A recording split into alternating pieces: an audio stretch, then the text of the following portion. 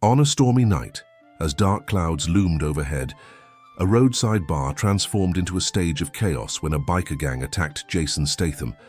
But what happened next was so surreal and astonishing that it left everyone breathless. The sky had no business being so blue on a day like this. Sergeant Cole stared at the handgun on his kitchen table, its metal catching the midday sunlight streaming through the window. His fingers trembled as he reached for it, the cool weight familiar yet foreign in his palm. 20 years in law enforcement had taught him to recognize the precipice of irrevocable decisions. Now he stood at his own. On the counter beside him lay an open letter, the paper creased from being folded and unfolded countless times. The handwriting was unmistakable, jagged, hurried strokes that belonged to the man he'd spent 15 years trying to forget. Duke Rawlins, the man who had shattered his family and disappeared, leaving behind wreckage he'd spent years navigating. And now, after all this time, he was asking to see their daughter. His phone buzzed with a text from Officer Tate. "He's here, in town, confirmed sighting at the Red Viper Motel." Cole closed his eyes, the gun suddenly heavier. He had spent years imagining this moment, the confrontation, the reckoning, but the reality of it twisted his stomach into knots. He slipped the gun into his jacket pocket, folded the letter and headed for the door. As he drove toward the motel, memories cascaded through his mind, not just of Duke's betrayal but of the aftermath, the whispers in their small town of Millfield, the overnight transformation from respected law enforcement officer to the man whose brother committed the unthinkable. The way his daughter Lily had withdrawn, eyes hollow with questions Cole couldn't answer. The Red Viper Motel appeared ahead, a faded relic on the outskirts of town. Cole parked across the street, his heart hammering against his ribs. Through the window of room 12 he could see a silhouette, tall, slightly stooped. Duke, the man who had once been his brother, now a stranger he'd come to confront or kill. He hadn't decided yet. Cole reached into his pocket, fingers brushing against the cold metal of the gun. 15 years of carefully reconstructed normalcy, of helping his daughter grow into a woman despite the shadow that followed them.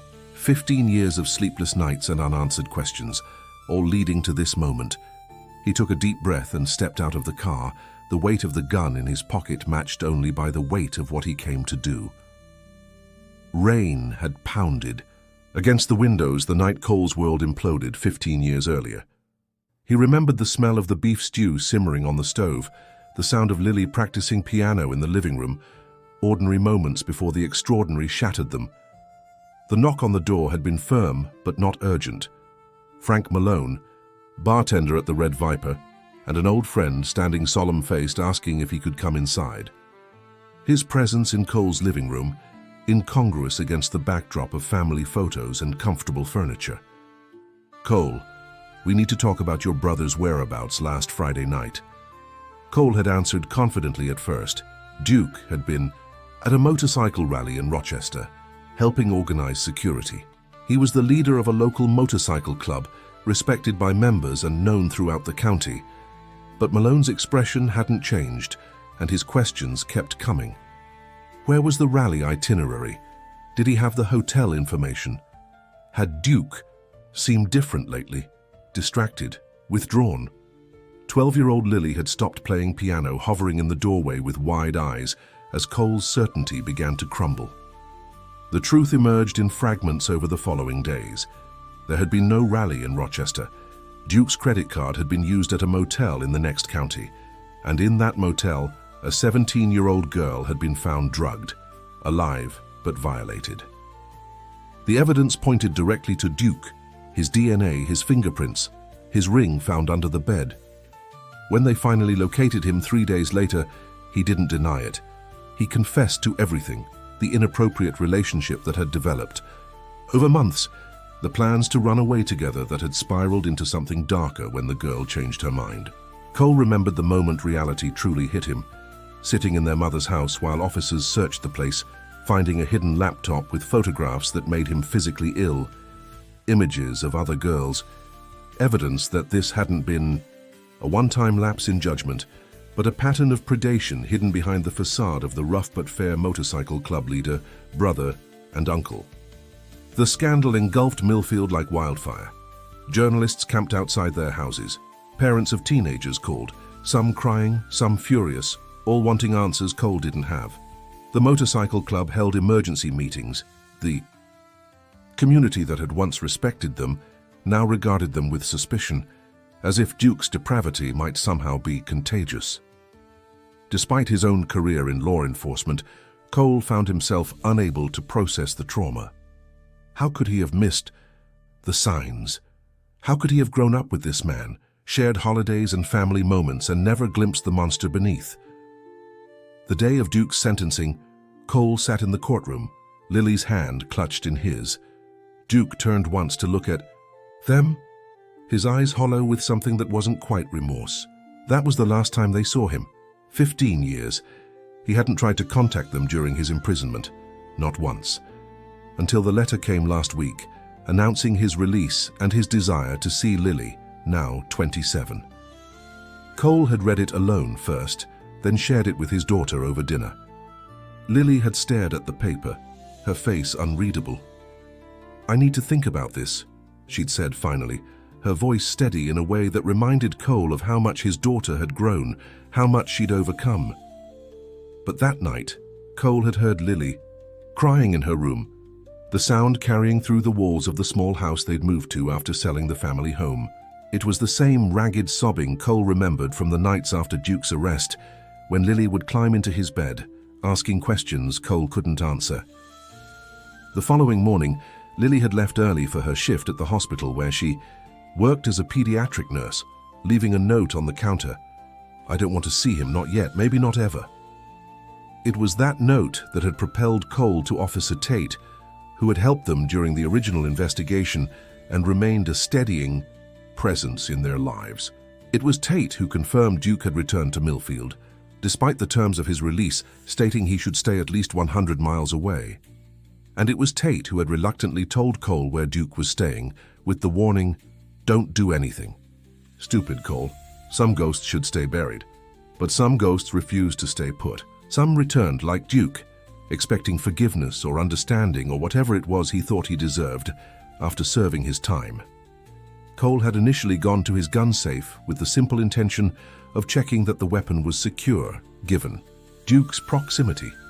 But once the gun was in his hand, other thoughts had surfaced, darker, more final solutions to the problem of Duke's return. Now, standing outside the Red Viper motel with the afternoon sun warm on his skin, those thoughts crystallized into something more deliberate. He would confront him. He would make it absolutely clear that he had no place in their lives, especially Lily's. And if he refused to listen, if he threatened to disrupt the careful peace they'd constructed, Cole's hand tightened around the gun in his pocket. He wasn't sure what he was capable of, but he was about to find out. Room 12's door was painted a faded blue, the brass number hanging slightly askew.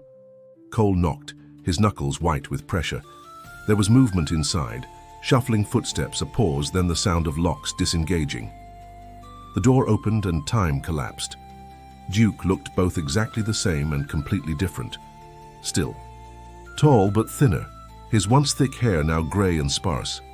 The confident set of his shoulders was gone, replaced by a slight stoop, but his eyes, those were unchanged, the same deep brown that had once made Cole feel like they were truly brothers despite having different fathers.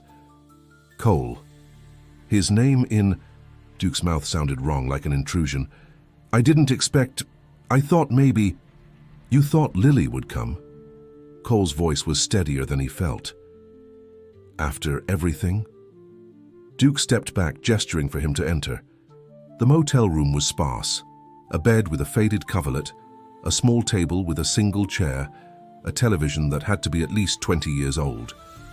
On the table lay several photographs in cheap frames. Cole recognized them with a jolt. Family. Photos from before. Duke at Lily's birthday. The three of them at the county fair. A life that no longer existed.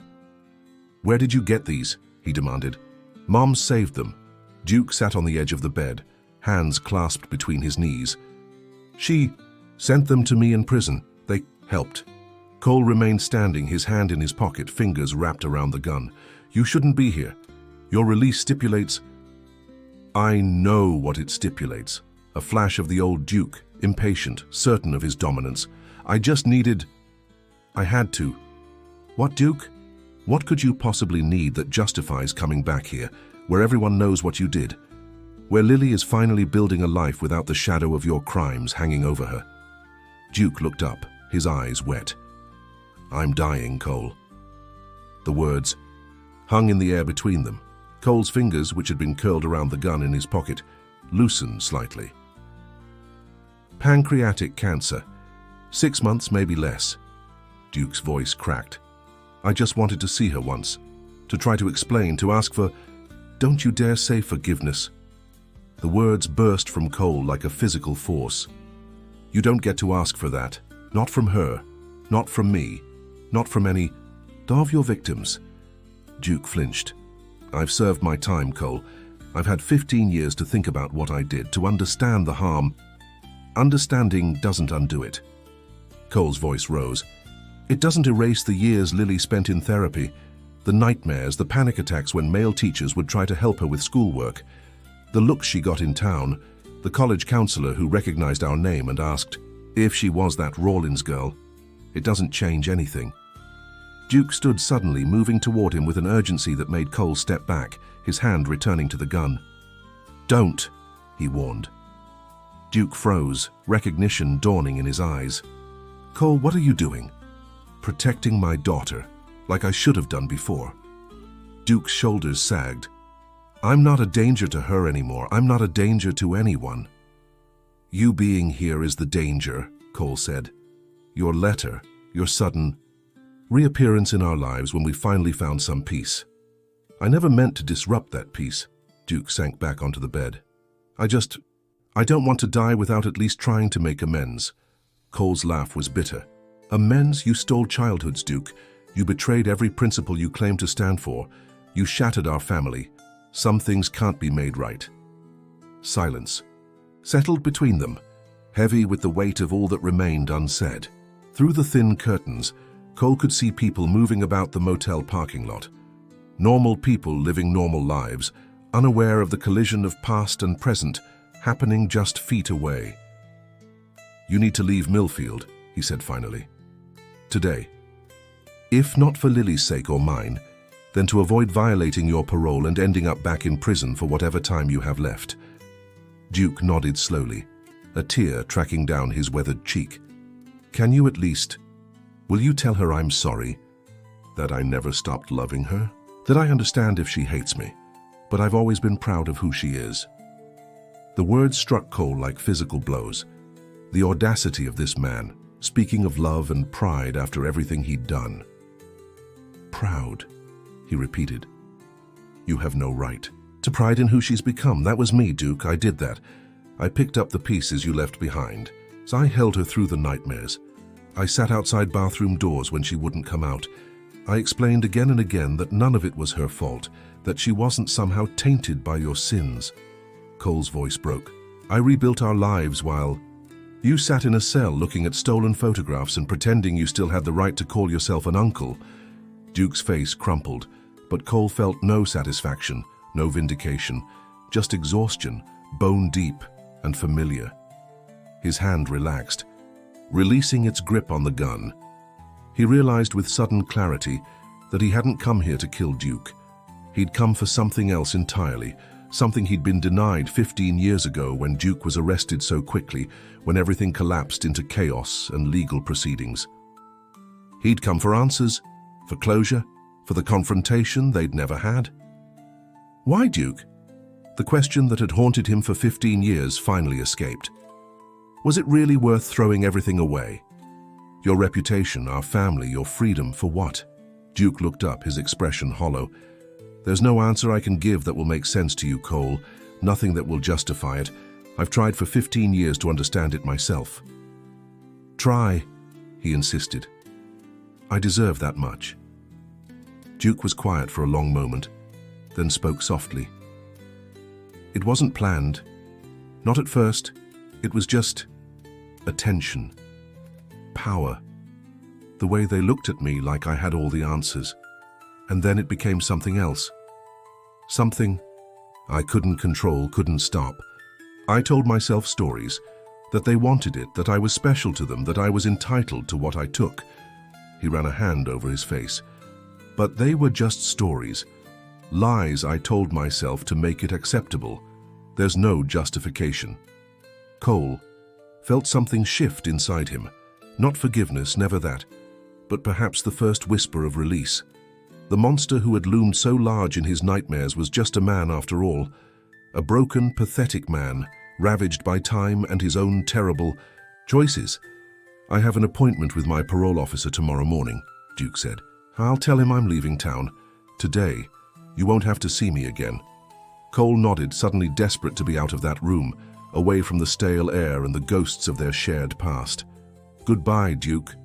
He turned to leave, but Duke's voice stopped him. Is she happy, Cole? Is she okay? Cole paused with his hand on the doorknob. 1,000 possible answers flashed through his mind. Lies to punish Duke, harsh. Truths to wound him, but in the end he settled on honesty. She's getting there. She's stronger than either of us ever gave her credit for. He looked back at him one last time. She survived you. We both did. And with that, Cole walked out, leaving Duke and the weight of the gun in his pocket behind. The hospital cafeteria smelled of disinfectant and overcooked vegetables. Cole sat across from Lily, watching his daughter methodically separate her salad components into neat piles. It was a habit from childhood that had persisted. This need to organize, to control what she could in a world that had proven itself chaotic and unpredictable. He's gone, Cole said quietly.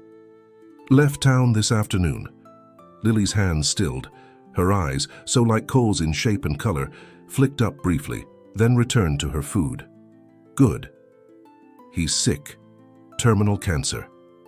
Lily nodded, her expression carefully neutral. That doesn't change anything. No, Cole agreed. It doesn't.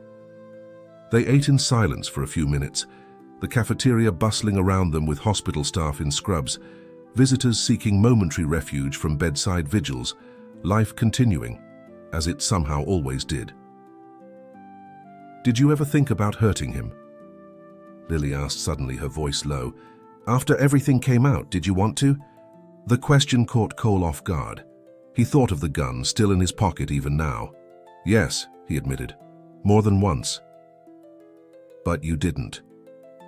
No. Cole reached across the table, covering Lily's hand with his own. Because you needed me more. Then I needed revenge. Lily's eyes filled with tears. I saw him, Dad. Cole froze. What? When? This morning, he came to the hospital. He was waiting by my car when I finished my shift. Lily's voice was steady despite the tears. I almost didn't recognize him at first. He's so old. Lily, I'm so sorry. I should have been there. I should have? It's okay. Lily squeezed his hand. It was actually... I'm glad it happened. I've spent so many years being afraid of him, building him up in my head as this powerful force that destroyed our lives. But he's not that. He's just a sad old man who made terrible choices. Cole felt a surge of pride so intense it nearly overwhelmed him. His daughter, his brilliant, resilient daughter, had found on her own the same revelation Cole had discovered in that motel room. What did he say to you? Cole asked. That he was sorry. That he was proud of me. Lily's smile was sad. I told him I didn't need his pride or his approval. That I'd built a life without him, and I intended to keep it that way. She paused. I also told him I hope he finds peace before the end, not for his sake, but for mine, because I'm tired of carrying the weight of hating him. Cole felt tears spill onto his cheeks. You are so much stronger than I was at your age. I had a good teacher, Lily replied simply. That night, after dropping Lily off at her apartment, Cole drove to the bridge that spanned Millfield's small river. The same bridge where, 15 years earlier, he had stood in the rain after Duke's sentencing, contemplating the dark water below. He parked in the middle and got out, the night air crisp against his skin. The gun was heavy in his hands as he walked to the railing. Without hesitation, He pulled back his arm and threw it as far as he could, watching it disappear into the current below. The splash was anticlimactic, a small sound easily swallowed by the night. But Cole felt its echo within him, like a door, closing on a room he would never need to enter again. He drove home to the small house where he had rebuilt his life piece by piece, where he had learned to sleep without the immediate weight of betrayal pressing down on him, where he had raised a daughter who had every reason to collapse under the burden of her uncle's crimes, but had instead risen above them. Their story wasn't over. Duke's cancer would progress. Decisions would need to be made about funerals and final contacts. Lily might change her mind about seeing him again, or she might not. The past would continue to echo through their lives in unexpected ways.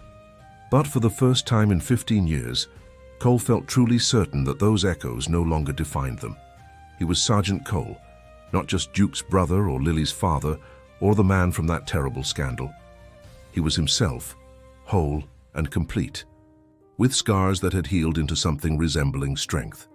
As he unlocked his front door, Cole realized he was humming, a small, unremarkable sign of a peace he had fought 15 years to find.